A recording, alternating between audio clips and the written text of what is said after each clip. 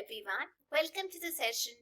आज की क्लास में हम पढ़ने जा रहे हैं पंजाब स्कूल एजुकेशन बोर्ड की 5वीं क्लास की हिंदी की किताब पहली भाषा फर्स्ट लैंग्वेज, और उसमें उसका आखिरी पार्ट जो है 22वां पार्ट आत्मविश्वास के बारे में।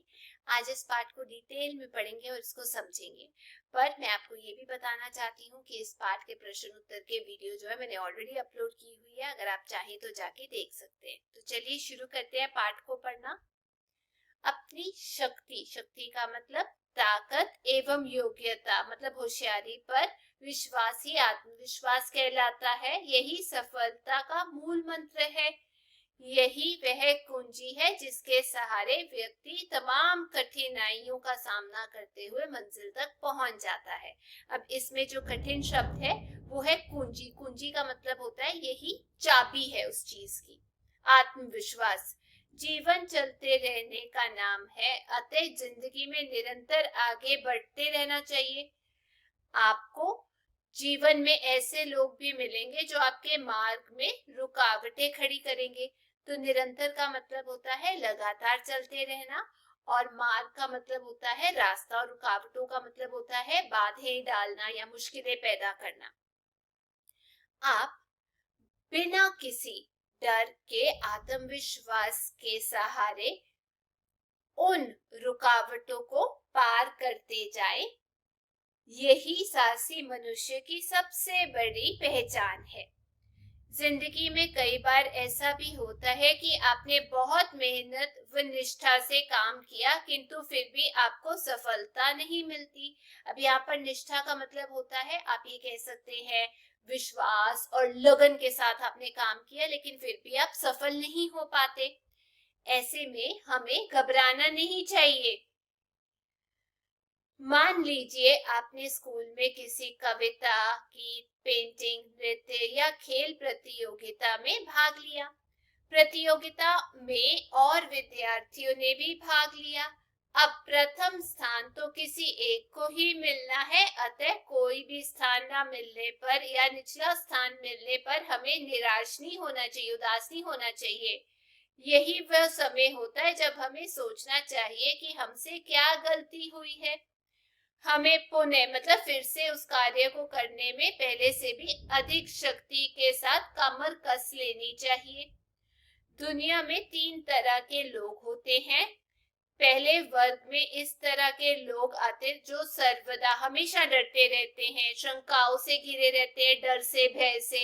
ऐसे लोग किसी भी कार्य करने में हिचकिचाते हैं मतलब घबराते हैं, अतः वे कोई भी काम शुरू ही नहीं करते। इन्हें अधम वर्ग में गिना जाता है। दूसरे वर्ग में ऐसे लोग आते हैं जो किसी काम को शुरू तो करते हैं परंतु थोड़ा सा नुकसान होने पर घबरा जाते हैं और काम को बीच में ही छोड़ देते हैं। इन्हें मध्यम वर्ग के लोग कहा जाता है। किंतु कुछ ऐसे भी लोग होते हैं जिनमें अपार आत्मविश्वास होता है, बहुत ज्यादा। ऐसे लोग किसी काम को पूरे उत्साह के साथ शुरू करते हैं, चाहे कितनी ही रुकावटें आए, कितना नुकसान हो जाए, वे कार्य को बीच में नहीं छोड़ते अपितु उसे हर हालत में पूरा करके ही दम लेते हैं। ऐसे लोगों को उत्तम वर्ग में गिरा जाता है। विश्व में ऐसे अनेक व्यक्तियों के उदाहरण हमारे सामने हैं जिन्होंने अपने आत्मविश्वास के सहारे सफलता प्राप्त की है। ये पितृभक्त श्रवण का आत्मविश्वास ही था जो अपने अंधे माता पिता को बहंगी में बिठाकर और उसे कंधे पर उठाकर तीर्थों की यात्रा करवाने के कार्य को कर सका था। यह एकलव्य का आत्मविश्वास ही था जिसने गुरु द्रोणाचार्य की मिट्टी की मूर्ति बनाकर उसे ही गुरु मानकर विद्या में कुशलता प्राप्त की। आगे श्री राम भगवान हनुमान की शक्ति से परिचित थे और भगवान हनुमान स्वयं भी आत्मविश्वास की मूर्ति थे, अतः पहाड़ को उठाकर लाने का दुष्कर कार्य कर सके, मुश्किल कार्य। गुरु नानक, महात्मा बुद्ध, महात्मा गांधी आदि महापुरुषों आदि ने अपने आत्मविश्वास के बल पर गुमराह जनता को सच्ची राह दिखाई और उनके उद्देश्य आज भी सारी मानव जाति का मार्गदर्शन कर रहे, रास्ता दिखा रहे हैं। ये एडिसन का आत्मविश्वासी था जिसने अनेक बार असफल होने पर भी बल्ब का आविष्कार कर दुनिया को जगमग कर दिया था। लुई ब्रेल ने अनेक प्रयत्नों के बाद एक ऐसी लिपि, ब्रेल लिपि का आविष्कार किया जिससे अंधे व्यक्ति भी पढ़ने में सक्षम हो सके, योग्य हो सके। ठीक है, सक्षम का मतलब होता है योग्य बन सके, क्योंकि उन्होंने ऐसी लिपि बनाई थी जिसको अंधे लोग जो पढ़ नहीं सकते थे, तो उभरे हुए कुछ चीजें होती थी बुक्स के ऊपर लिखी, टेक्स्ट लिखा हुआ, जिसको वो छू के पढ़ सकते थे। आगे, निर्धन परिवार मतलब गरीब जो परिवार होता है वह अभावों यानी कमी से ग्रस्त लाल बहादुर शास्त्री का आत्मविश्वास ही उन्हें प्रधानमंत्री के सर्वोच्च पद तक ले गया, सबसे ऊंचे।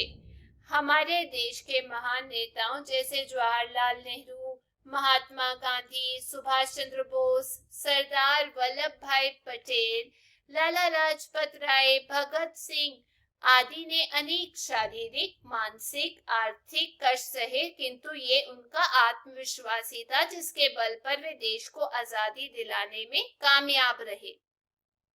प्रसिद्ध नृत्यांगना सुधा चंद्रन का एक पैर लकड़ी का होने के बावजूद उसने नृत्य डांस अभ्यास के समय अनेक शारीरिक कष्ट सहे, किंतु उसने आत्मविश्वास नहीं छोड़ा और नृत्यांगना के रूप में प्रवीणता प्राप्त की, निपुण रही। आज भी वह फिल्मों व दूरदर्शन में काम कर रही है। इसी तरह संगीत के क्षेत्र में लता मंगेशकर, मोहम्मद रफी, किशोर कुमार, फिल्मों में अमिताभ बच्चन, क्रिकेट में सचिन तेंदुलकर, शतरंज में विश्वनाथन आनंद, शूटिंग में अभिनव बिंद्रा आदि ने अपने अपने क्षेत्र में आत्मविश्वास के बल पर ही दुनिया में नाम कमाया है। इसी तरह दुनिया में ऐसे अनेक वैज्ञानिक, डॉक्टर, नेता, अभिनेता, कलाकार आदि हुए हैं जिन्होंने आत्मविश्वास का दामन पकड़कर उच्च शिखरों को छुआ। अतः विकट से विकट परिस्थिति में भी सकारात्मक सोचे कि मैं ये काम कर सकता हूँ, मैं जीत जाऊंगा। तो इसमें विकट का मतलब होता है जो मुश्किल से मुश्किल स्थिति होती है उसमें भी आपको हार नहीं माननी चाहिए। तो मैं आपको दोबारा पढ़ के बता देती हूँ, यहाँ पर बताया गया है, अतः विकट से विकट परिस्थिति में भी सकारात्मक सोचे कि मैं ये काम कर सकता हूँ, मैं जीत जाऊंगा, मेरे लिए ये काम तो बहुत सरल है, मुझे ये कार्य हल हाल में करना है काम, मैं सफल हो जाऊंगा, मैं लक्ष्य पा जाऊंगा आदि। पॉजिटिव रहना। एक बात का ध्यान रखें कि आत्मविश्वास का सबसे बड़ा दुश्मन है डर। अपने मन में डर और शंका को ना पनपने दें, जीत निश्चय ही आपकी होगी। अतः अपने विश्वास को जगाएं और सफलता आपके कदम चूमेगी, आप जरूर सफल होंगे। तो मैं उम्मीद करती हूँ इस पार्ट से आपको कुछ ना कुछ सीखने को मिला ही होगा। यदि आपको ये वीडियो अच्छी लगी तो चैनल को लाइक, शेयर, सब्सक्राइब जरूर कीजिएगा।